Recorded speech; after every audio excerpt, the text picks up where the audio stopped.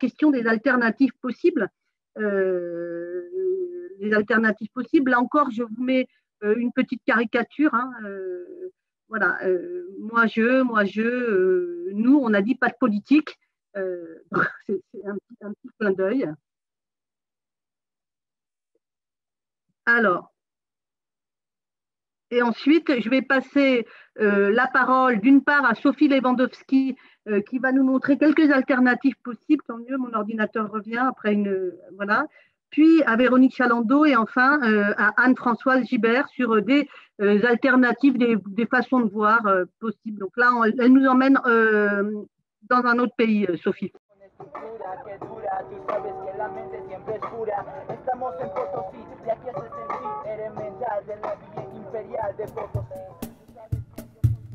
El concepto que se fue produciendo en Hualizarta era que, en primera instancia, los indios tenían que liberar su conciencia. Un pueblo puede tener palos, armas, cañones, pero si no tiene educación, es un pueblo desarmado.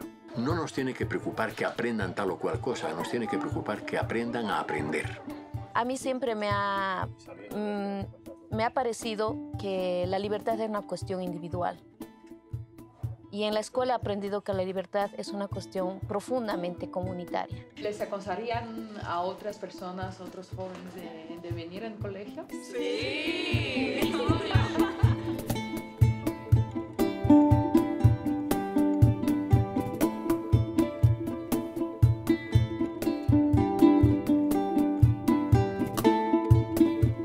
Ellos aprenden la importancia y la riqueza que tienen en su propio entorno.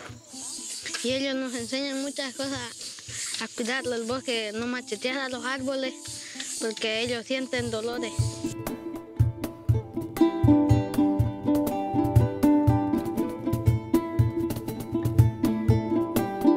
Ir desarrollando en ellos, uno, la comprensión y otro, la compasión.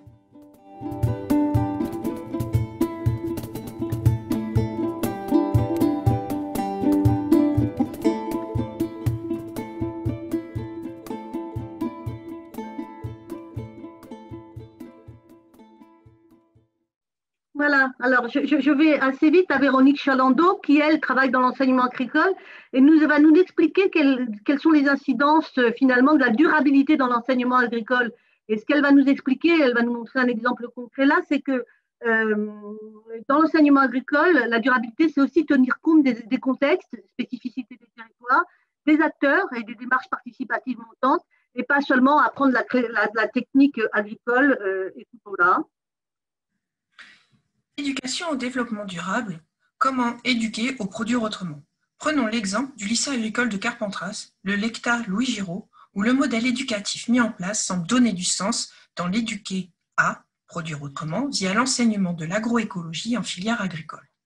Pour cela, présentons les acteurs de ce modèle, des institutions au corps du lycée agricole, ainsi que les agropaysans présents sur le territoire de Carpentras et du Ventoux. Puis, maintenant, voyons les actions mises en place par les différents partenaires autour de la notion d'agroécologie. On peut visualiser en jaune les institutions, en marron ce qui correspond au lycée, en bleu ce qui est autour de l'exploitation agricole et en vert autour donc des agropaysans. Enfin, plaçons les interactions observées reliant les différents acteurs. Les voici pour les institutions, pour l'exploitation agricole, les liens qui vont relier l'enseignement de l'agroécologie avec les travaux d'études, et enfin, les liens qui vont unir les agropaysans au reste des acteurs. Pour terminer, nous pouvons donc observer, comme à l'image d'un écosystème, que les acteurs interagissent de façon complexe, de façon à la fois descendante et montante, entre les top-down et les bottom-up, soit entre les acteurs décisionnaires et les acteurs de terrain. Ainsi, dans les éducations au développement durable, voici un exemple du comment produire autrement en situation d'apprentissage de l'agroécologie dans un lycée agricole bien ancré dans son territoire. Voilà, donc Anne-Françoise Gibert qui va donc, elle, nous parler un petit peu de la question du changement climatique. Et après, on passera aux questions. Pourquoi le sujet le plus important du monde ne fait presque jamais la une des magazines français? C'est la question que posait Acrimed, l'Observatoire des médias, au moment de la COP 21. Et on peut toujours se la poser. À cette époque, les 195 pays rassemblés lors de cet événement se sont engagés dans l'accord de Paris à prendre les mesures politiques nécessaires pour limiter l'augmentation des températures à 2 degrés. L'insertion des enjeux climat dans l'éducation est aussi un enjeu politique. Elle a été mise à l'ordre du jour à la suite des grèves du climat. Et depuis 2018, plusieurs organisations étudiantes défendent cette idée. C'est sans doute à la suite de cette émergence qu'un groupe de travail sur l'insertion des enjeux de la transition écologique dans le supérieur, présidé par le climatologue Jean Jouzel, a été mis en place en janvier 2020 et devrait bientôt rendre ses conclusions. Le collectif Forte a rédigé l'année dernière le manuel de la grande transition pour viser à former, pour transformer et insérer également ces enjeux climat dans l'éducation. Mais faut-il vraiment que tous les étudiantes et les étudiants se forment aux enjeux climatiques? Il fut un temps où l'on poussait les jeunes à faire ces humanités. On considérait alors que se confronter aux grands textes, latins et grecs, permettait de devenir soi-même et armait pour la vie. Aujourd'hui, on peut considérer que la connaissance des enjeux climatiques constitue les nouvelles humanités. Il s'agit toujours de devenir soi-même et se préparer au futur. Faisons un petit tour par la philosophie des Lumières en nous aidant des 3 questions fondamentales posées par Kant, philosophe allemand du XVIIIe siècle, pour bien prendre en compte les enjeux de cette connaissance, les enjeux de cette formation plutôt. La première question de Kant est « Que puis-je savoir ?» À ce sujet, les rapports du GIEC sont éloquents. Les activités humaines ont une action prépondérante sur l'évolution du climat. C'est un phénomène complexe et les scientifiques appréhendent ces connaissances avec des scénarios et des critères probabilistes parfois difficiles à comprendre.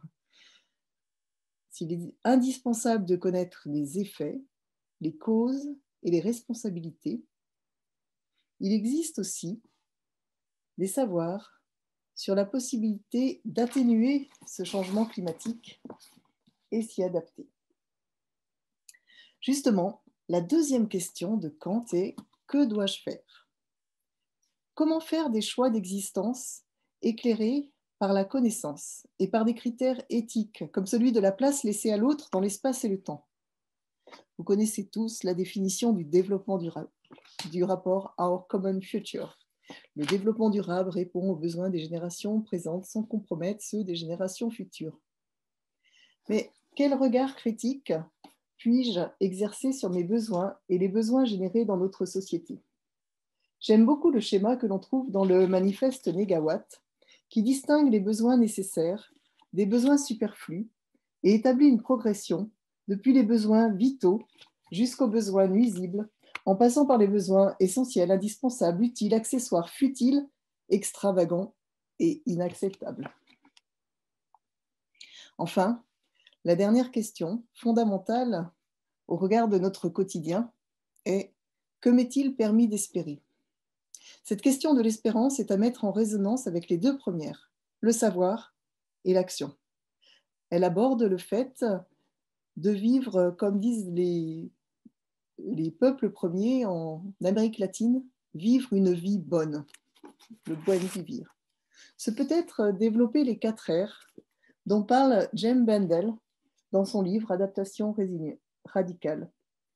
La résilience, le renoncement, mais surtout la restauration et la réconciliation. En sciences de l'éducation, les travaux des didacticiens montrent que l'intégration des enjeux climatiques il faut que je partage mon écran. En sciences de l'éducation, donc, les didacticiens montrent que pour bien enseigner le changement climatique et ses enjeux, cela nécessite plusieurs dispositifs pédagogiques. En effet, on ne peut se satisfaire d'un enseignement magistral.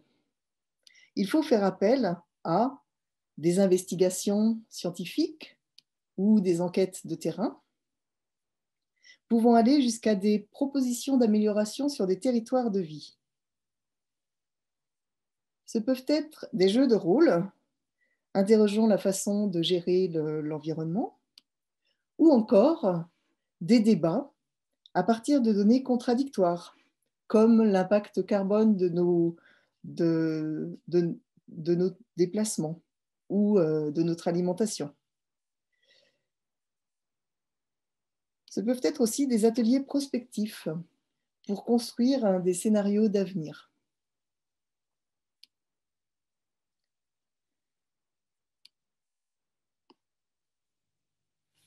Et aussi pour élaborer de nouveaux récits. Toutes ces pratiques offrent des espaces d'argumentation. Elles requièrent une qualité de relation avec les autres. Elles peuvent aller jusqu'à des réflexions et des travaux sur la pertinence des choix politiques et celle de la législation. Nous vivons un moment essentiel dans la prise de conscience de l'urgence climatique. Cette prise de conscience généralisée constitue un point de basculement qui peut être salutaire. Face à l'urgence climatique, Paul Hawken a réalisé avec une coalition de scientifiques le projet Drawdown. Comment inverser le cours du réchauffement planétaire? Elle et il listent 80 solutions classées par ordre d'efficacité. Alors, nos choix alimentaires, nos choix énergétiques, l'agriculture ou la foresterie régénératrice y occupent une place prépondérante.